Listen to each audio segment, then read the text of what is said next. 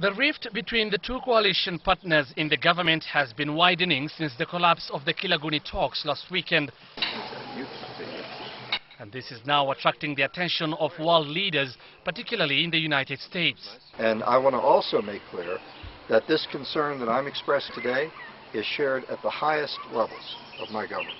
This is testimony that the coalition government is now not only facing pressure to end the impasse locally, but also internationally. I think it was about a week ago that President Obama did make a comment about Kenya. He specifically, it was actually reported in one of the newspapers here, he specifically talked about the problem of corruption. And I can tell you that the Secretary of State, Clinton, is very closely following developments in Kenya. President Obama's administration is reportedly keen to ensure Kenya regains its stable footing. The U.S. regards Kenya as a key ally in the East African region, and any signs of instability are likely to be of concern. During the post-election violence, the U.S. government was actively involved in the mediation efforts.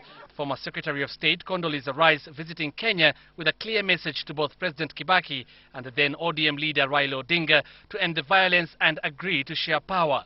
And we'll continue to be a good friend of Kenya, but we have to be a good friend of a Kenya that is stable, that has a legitimate government, that is able to really govern its people. And sentiments that were echoed today by Ranneberger. You know, we have a relationship with you, but that relationship is built on democratic values. Ranneberger and the outgoing German ambassador Walter Lindner are also opposed to calls for fresh elections and political rallies, saying this could plunge the country into chaos. Sasa sisi tuko ndani ya serikali. Waziri mkuu hana habari ati rais kesa atakwenda kupeana district pale.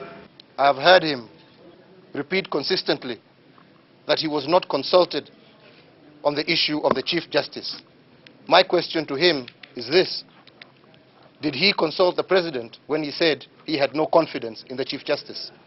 Such public utterances, they say, should also end. Appeal to the Grand Coalition government, to the political class, in fact, to tone down the language, to go back to work.